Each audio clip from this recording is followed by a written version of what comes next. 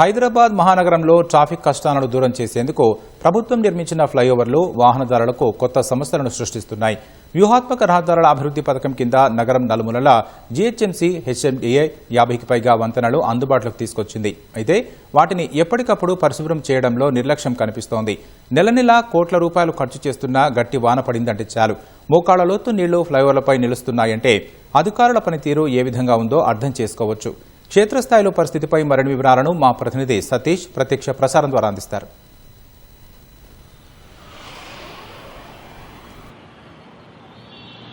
Right Rakesh, Hyderabad మహానగరంలో అపరిశుభ్ర వాతావరణమే రాజు వెళ్తుందని చెప్పొచ్చు.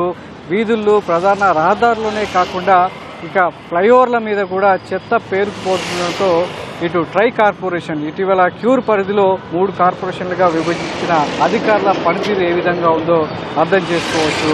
ఒకవైపు ప్రభుత్వం ప్రతిష్టాత్మకంగా 99 రోజుల ప్రజాపాలన ప్రగతి ప్రణాళిక పేరుతో ముమ్మరమైనటువంటి కార్యక్రమాలు చేయాలని లక్ష్యాన్ని నిర్దేశించినప్పటికీ ఎక్కడ హైదరాబాద్ మహానగరంలో తూతూ మంత్రంగానే కొనసాగుతున్నాయి అనడానికి హైదరాబాద్లో ఉన్నటువంటి ఫ్లైఓవర్లే నిదర్శనంగా చెప్పొచ్చు.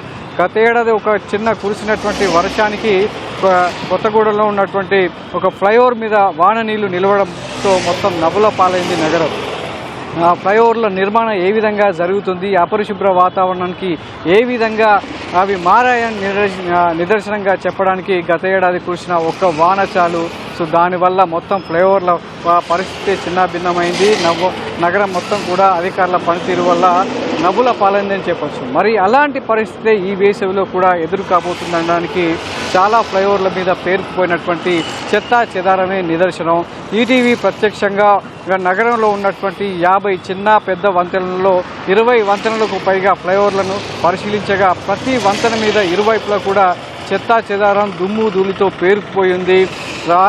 పై వంతెన మీద వెళ్ళేటువంటి ఫ్లైఓవర్ల మీద వెళ్ళేటువంటి వాహనదారులు విసిరేసినటువంటి ప్లాస్టిక్ బాటిళ్లు, చెత్తా చెదారం, అదేవిధంగా గుట్టలుగా పేరుకుపోయినటువంటి దుమ్ము ధూళి మొత్తం కూడా ఫ్లైఓవర్ల మీద నిలిచిపోయింది. ఎప్పటికప్పుడు వీటిని పరిశుభ్రం చేయాల్సినటువంటి అధికార యంత్రాంగం కావచ్చు, శానిటేషన్ సిబ్బంది వీటిని వైపు ఫ్లైఓవర్ల వైపు దృష్టి సారించడం లేదు. గతంలో ఫ్లైఓవర్లను ఎంతో పరిశుభ్రంగా ఉంచేందుకు ప్రభుత్వం పెద్ద ఎత్తున ఒక ఏజెన్సీతో ఒప్పందం కుదుర్చుకొని మెకనైజ్డ్ స్వీపింగ్ యంత్రాలను కూడా అందుబాటులోకి తీసుకొచ్చింది. కానీ ఆ యంత్రాల వినియోగించడం వల్ల బడ్జెట్ ఎక్కువ అవుతుందన్నటువంటి కారణంగా వాటిని గత ఏడాది జూలైలో జీహెచ్ఎంసీ కమిషనర్ ఆర్వి కర్ణన్ వాటిని రద్దు చేయడం జరిగింది. అప్పటి నుంచి ఫ్లైఓవర్ల మీద అదేవిధంగా ప్రధాన రహదారులకు ఇరువైపులా ఎక్కడ కూడా పరిశుభ్రం చేయకపోవడంతో మొత్తం గుట్టలుగా ఇటు ప్రధాన రహదారులకు ఇరువైపులా అదేవిధంగా ఫ్లైఓవర్ల మీద చెత్త పేరుకుపోవడంతో ఒక వాన పడితే ప్రధాన రహదారులతో పాటు ఫ్లైఓవర్ల మీద నీళ్లు నిలిచే పరిస్థితి స్పష్టంగా కనపడుతుంది. ఎందుకంటే ఫ్లైఓవర్ల మీద ఉన్నటువంటి ఈ హోల్స్ ఏవైతే ఉన్నాయో నీళ్లు కిందకు వదిలేటువంటి హోల్స్ అన్నీ కూడా చెత్తా చెదారంతో నిండిపోయాయి. వాటన్నిటి కూడా ఎక్కడా పరిశుభ్రం చేయడం లేదు. బడ్జెట్ కారణంగా స్వీపింగ్ యంత్రాల ఉపయోగాన్ని తగ్గించినటువంటి బల్దియా యంత్రాంగం మాన్యువల్గా కూడా పరిశుభ్రం చేయడం లేదంటే పరిస్థితి అర్థం చేసుకోవచ్చు. గతంలో మనుషుల ద్వారా పారిశుద్ధ్య కార్మికుల ద్వారా పరిశుభ్రత చేపట్టగా వాళ్ళ భద్రత కారణం దృష్ట్యా స్వీపింగ్ యంత్రాలను ప్రవేశపెట్టడం జరిగింది. అయితే వాటి నిర్వహణ ఖర్చుకు సంబంధించి నెలకు ఒక యంత్రానికి దాదాపు 7.5 లక్షలు ఖర్చు అవుతుంది. అదేవిధంగా నెల మొత్తం చూసుకున్నట్లయితే మొత్తం ఏడాది చూసుకున్నట్లయితే 30 కోట్లకు పైగా ఖర్చు అవుతున్నటువంటి దృష్ట్యా బల్దియా యంత్రాంగం దీని మీద సమీక్షించి వాటిని రద్దు చేయడం జరిగింది. దీంతో ఫ్లైఓవర్లకు సంబంధించి ఎక్కడ కూడా అపరిశుభ్ర వాతావరణం నెలకొంటుంది. గత జూలై నుంచి దీనికి సంబంధించి ఈ ఫ్లైఓవర్లు కావచ్చు ప్రధాన రహదారుల్లో యంత్రాలతో ఎక్కడ కూడా ఇరువైపులా పరిశుభ్రత పాటించడం లేదు, చెత్తా చెదారాన్ని తొలగించడం లేదు.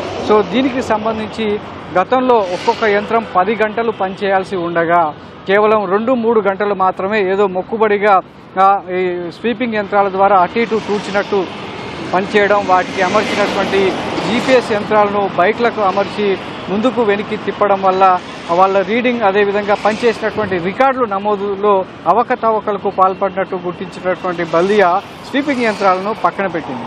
సో అక్కడి నుంచి అయినా మాన్యువల్గా పనిచేస్తున్నారా అంటే అది కూడా లేదు. పూర్తి స్థాయిలో పారిశుద్ధ్య కార్మికులకు కొరత కారణంగా ఈ ట్రై కార్పొరేషన్ పరిధిలో ఉన్నటువంటి ఫ్లైఓవర్ల మీద ఎక్కడ కూడా ఈ చెత్తా చెదారాన్ని తొలగించడం లేదు. సో ఒకవైపు ప్రభుత్వం పారిశుద్ధ్య నిర్వహణ కోసం బడ్జెట్లో కోట్లాది రూపాయల నిధులను కేటాయిస్తుంది. ఈ ఆర్థిక సంవత్సరం కూడా ఘన వ్యర్థాల నిర్వహణ కోసం బల్దియాకు 700కు పైగా కోట్లను కేటాయించింది. సో ఆ నిధులను సద్వినియోగం చేసుకొని నగరాన్ని పరిశుభ్రంగా, ఫ్లైఓవర్లను పరిశుభ్రంగా ఉంచాల్సిన బల్దియా యంత్రాంగం ఎక్కడ కూడా పాటించడం లేదు.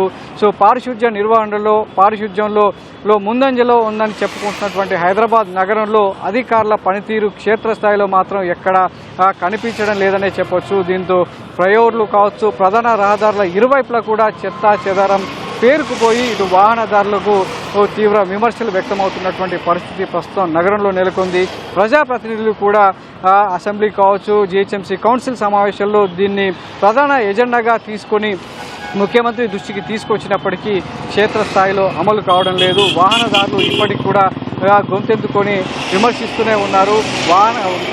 మాన్యువల్గా కాకుండా యంత్రాల ద్వారా పరిశుభ్రంగా ఉంచేలా ఫ్లైఓవర్లు కావచ్చు, ప్రధాన రహదారులన్నీ కూడా పరిశుభ్రం చేయాలని చెప్పేసి డిమాండ్ చేస్తున్నారు. మరి ఇప్పటికైనా ఒక వర్షం కురిసినట్టే వేసవి కాలంలో ఎప్పుడు వాన పడుతుందో, ఎప్పుడు అకాల వర్షాలు కురుస్తాయో చెప్పలేని పరిస్థితి.